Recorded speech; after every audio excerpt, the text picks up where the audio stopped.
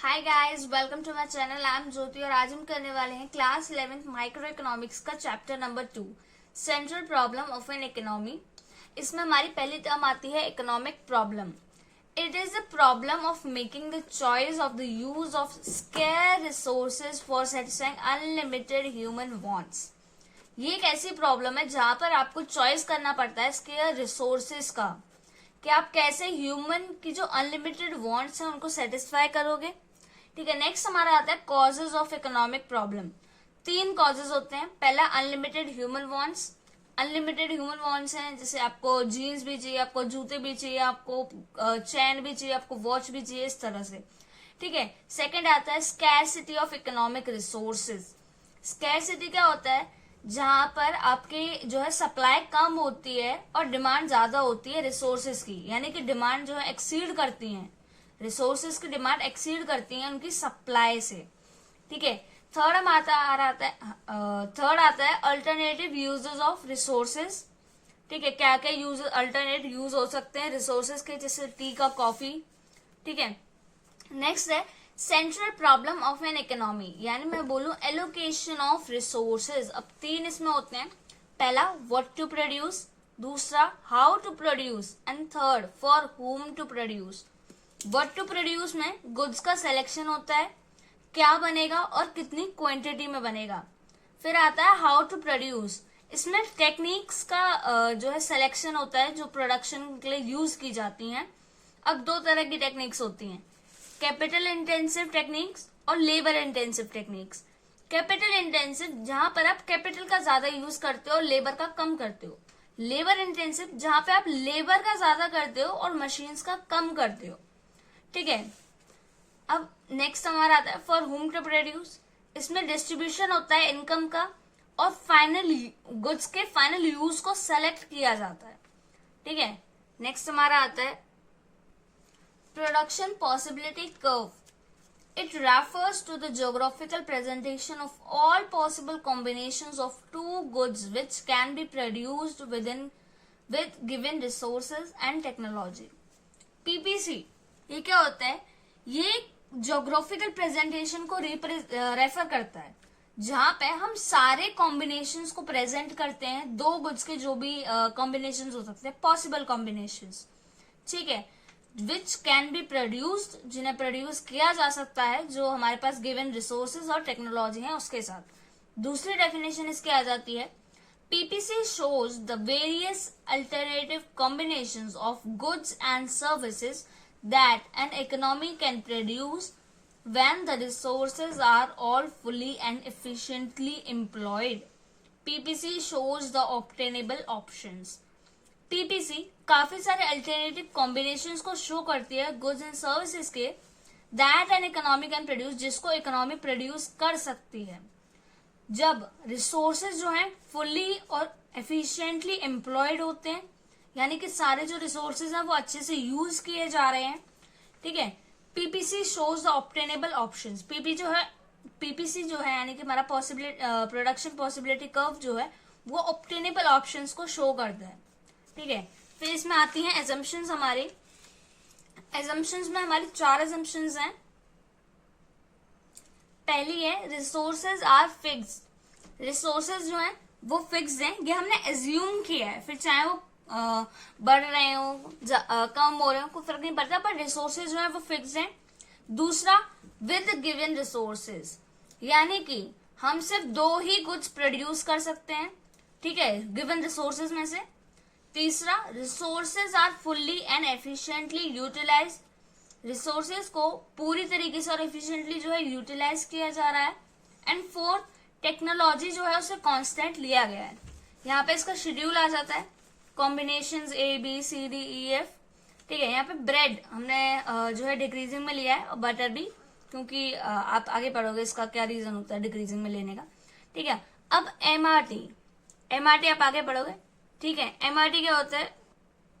MRT marginal rate of transformation, या फिर मैं इसको बोलूं M marginal opportunity cost, MOC। Okay, इसकी डेफिनेशन आगे है। तो यहाँ पर MRT is equals to delta sacrifice upon delta gain, यानी कि चेंज जो आया है पहले कॉम्बिनेशन से दूसरे कॉम्बिनेशन में जाने के लिए जो चेंज आया है उसे डेल्टा कहते हैं।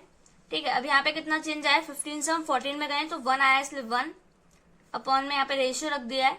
ठीक है, 0 से 1 में गए तो भी 1 का ही चेंज आया, इसलिए 1, हमारी MRT 1 हो जाएगी। नेक्स्ट टॉपिक पे चलते हैं। तो उसी शेड्यूल का ही हमारा कर्व बना हुआ है। ठीक है, ये आ जाता है हमारा ये कर्व। यहाँ पर अब 3 पॉइंट आते हैं, G, B और H, जो इम्पोर्टेंट है। G जो है हमारे कर्व के अंदर है, यानी कि ये इनएफिशिएंट है। यहाँ पे इनएफिशिएंट यूटिलाइजेशन हो रहा है रिसोर्सेज का, यानी कि हम पूरी तरीके से रिसोर्सेज को यूज नहीं कर पा रहे हैं। अब जो कर्व के ऊपर आ रहा है वो है B, मतलब यहाँ पे अटेनेबल आउटपुट कॉम्बिनेशन है, यानी कि हम यहाँ पे जो है टेक्नोलॉजी रिसोर्सेज को अच्छी तरीके से यूज कर पा रहे हैं। ठीक है, फिर इसके बाहर एक पॉइंट आता है H, वो है अनअटेनेबल कॉम्बिनेशन ऑफ आउटपुट, यानी कि इसको हम अटेन नहीं कर पा रहे हैं। क्यों नहीं कर पा रहे हैं? प्रॉपर टेक्नोलॉजी की वजह से, यानी कि हमारे पास इतनी टेक्नोलॉजी नहीं है कि हम इस रिसोर्स को यूटिलाइज कर सकें या फिर इस कॉम्बिनेशन को अटेन कर सकें। ठीक है, नेक्स्ट हमारा टॉपिक आता है प्रॉपर्टीज ऑफ पीपीसी। इसमें 3 प्रॉपर्टीज होती हैं पीपीसी की। पहला, पीपीसी स्लोप्स डाउनवर्ड, क्योंकि चेंज इन जो रिलेशनशिप था change in quantity of bread के और बटर के बीच में वो इनवर्स था, इसलिए पीपीसी जो है डाउनवर्ड स्लोप्स हो रही है। सेकेंड है, PPC is concave to the origin because of increasing marginal rate of transformation और इंक्रीजिंग मार्जिनल अपॉर्चुनिटी कॉस्ट। ठीक है, जो इंक्रीजिंग मार्जिनल हमारी MRT थी और MOC जो इंक्रीजिंग थी हमारी, उसकी वजह से ये जो हमारा पीपीसी है ये ओरिजिन की तरफ है। ठीक है, कॉन्केव है ये। ठीक है, थर्ड हमारा आता है पीपीसी विल शिफ्ट। पीपीसी 2 ही जगह शिफ्ट हो सकती है, या तो राइट में, ठीक है, या फिर लेफ्ट में, either forward either backward, right word left word. ठीक है, either right word. When resources are increased and advancement in technology, हम राइट में कब जाएंगे? जब रिसोर्सेज जो है इंक्रीज होंगे और एडवांसमेंट आएगा टेक्नोलॉजी में, क्योंकि यहाँ तक हम नहीं पहुंच पा रहे थे क्योंकि हमारे पास प्रॉपर टेक्नोलॉजी नहीं थी इस रिसोर्स को यूटिलाइज करने के लिए, अटेनेबल करने के लिए। ठीक है, सेकंड है आइदर लेफ्टवर्ड, जब रिसोर्सेज जो है डिक्रीज करेंगी नेशनल क्लाइमेटी की वजह से, जैसे कि अर्थक्वेक हो गया, फायर, वॉर एटसेट्रा, इन सब की वजह से जब टेक्नोलॉजी या फिर रिसोर्सेज जो है डिक्रीज करेंगी तो हम कहाँ शिफ्ट हो जाएंगे? लेफ्ट में। ठीक है, and there is use of outdated technology. Next topic है हमारा opportunity cost. Opportunity cost is defined as the cost of alternative opportunities given up और सरेंडर्ड। अपॉर्चुनिटी कॉस्ट होता है जो cost alternative opportunity as the cost of alternative opportunity, जो alternative opportunities दी जाती हैं फिर सरेंडर की जाती हैं, उनकी जो कॉस्ट होती है उसे अपॉर्चुनिटी कॉस्ट कहा जाता है। ठीक है, या फिर मैं बोलूं it refers to value of a factor in its next best alternative use. Okay, और सेकेंड बेस्ट।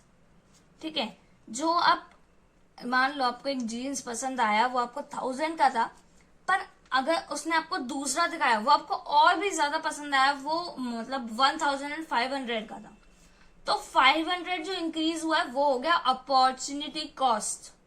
ठीक है, आपने सेकंड बेस्ट को, ठीक है, प्रेफर किया। ओके, उसी वैल्यू को कहते हैं अपॉर्चुनिटी कॉस्ट। ठीक है, इसमें हमारा एक स्लोप आ जाता है, ये रहा ग्राफ, एक्स एक्सिस यहाँ पे, वाई एक्सिस यहाँ पे, पी हमारा नीचे स्लोप कर रहा है पीछे भी। ठीक है, वही था। ये हमारा जो है F1 हमने यहाँ पे लिया है, F2 हमने यहाँ पे लिया है, फूड है और ये क्लोथिंग है। ठीक है, यहाँ पे as we see in the figure movements along production possibility frontier P और P1। ठीक है, P और P1। ठीक है, ये रहा production possibility frontier, shows a decrease in the output of food and increase in the output of clothing।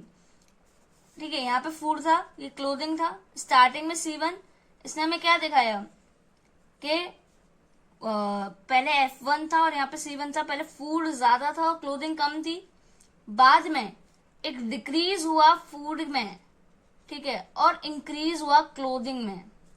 ठीक है, movement from point A two point be shown decrease in food, ठीक है, ए से हम बी पे आए, यहाँ पे हमारा फूड का जो डिक्रीज हुआ वो हमें शो हुआ, ठीक है। From F two F1, F से F1 गए यानी कि डेल्टा एफ चेंज आ गया, पहले भी मैंने एक्सप्लेन किया था, ठीक है, चेंज आ गया फूड में। And increase in the production of clothing from C1 to C2, increase हुआ है क्लोथिंग में, C1 से C2 पे चला गया, ठीक है ग्राफ। तो यहाँ पे क्या आ गया, डेल्टा C आ गया यहाँ पे, okay. It implies that delta C amount of clothing can be produced only by sacrificing delta F।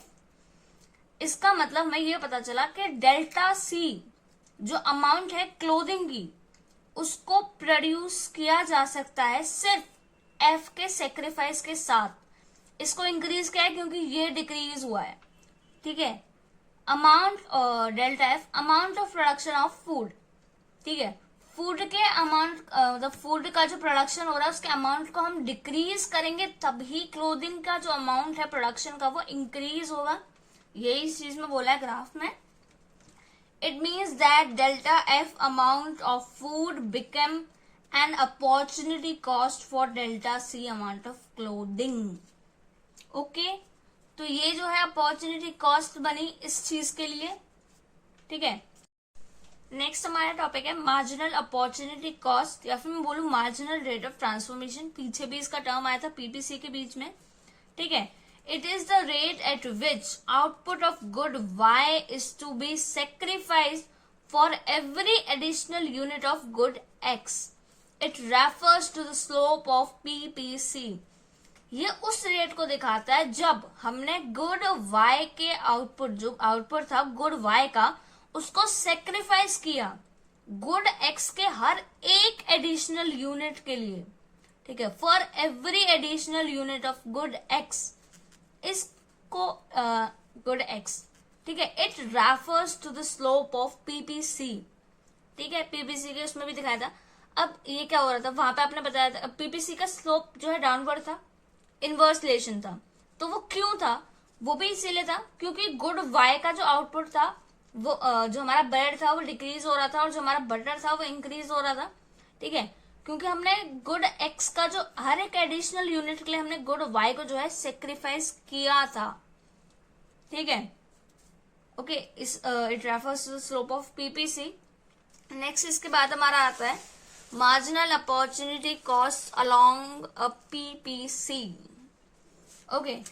तो यहाँ पे हमारे जो है शेड्यूल है, तो production of goods X, production of goods Y, और यहाँ पर MRT आ जाता है हमारा marginal rate of transformation is equal to delta Y upon delta X, यानी कि delta sacrifice upon delta gain, पीछे भी सेम ही था, MOC ये यहाँ आ गया, ठीक है, सेम ही होगा। इसको यहाँ पे सॉल्व करके इसको यहाँ पे लिख दिया गया, ठीक है। अब यहाँ पे दे रखा है ये रहा, ये इंक्रीजिंग में है और ये डिक्रीजिंग में है, क्यों, क्योंकि हमने गुड वाई को जो है सेक्रीफाइस किया है गुड एक्स के लिए, ओके। अब कितना सेक्रीफाइस किया है गुड वाई को हमने, वो यहाँ पर आएगा हर एक चीज, ठीक है। यहाँ पे तो आएगा नहीं क्योंकि इससे ऊपर का हमारे पास कोई भी वैल्यू नहीं है, इससे नीचे का ही हर चीज आएगा, ठीक है। 20 से 19 पे आ गया, यानी कि एक वाई हमने सेक्रीफाइस किया इज इक्वल अपॉन में आ रहा था, यानी कि रेशियो 1x, हमने 1 जो है गेन किया, यहाँ पे सेक्रीफाइस किया हमने 1 और यहाँ पे क्या करे थे हम, गेन, ठीक है। लिख देती हूं मैं delta sacrifice upon delta gain, ठीक है, भूलना मत। सेम यहाँ पे प्रोसेस चल रहा है, 1:1 1 आ गया, 2:1 2, 3:1 3, 4:1 4, 5:1 5, इसी तरह से चलेगा। अब यहाँ पे हमारे स्लोप्स आ जाते हैं डिफरेंट पीपीसी के मार्जिन अपॉर्चुनिटी कॉस्ट के साथ, 3 आते हैं। पहला इंक्रीजिंग MRT, ठीक है, दूसरा डिक्रीजिंग जो ऐसे नीचे से होके जाएगा, इंक्रीजिंग ऊपर से होके आएगा बिल्कुल सेम पीपीसी की तरह, तीसरा आता है कांस्टेंट, ये तो कांस्टेंट रहेगा बिल्कुल एकदम, ये बिल्कुल नीचे से होके जाएगा एकदम पैराबोला की तरह, ठीक है। सो बहुत छोटा सा चैप्टर था हमारा ये, और हमने कंप्लीट कर लिया बहुत छोटी सी वीडियो में। ठीक है, मुश्किल से ही ये 10 से 15 मिनट की वीडियो बनी होगी। सो अगर आपको वीडियो अच्छी लगी हो प्लीज अपने फ्रेंड्स के साथ शेयर कर दो यार, सब्सक्राइब कर दो, बहुत ज्यादा मोटिवेशन मिलता है आपके एक सब्सक्राइब करने से। ठीक है, so till then bye bye, happy learning.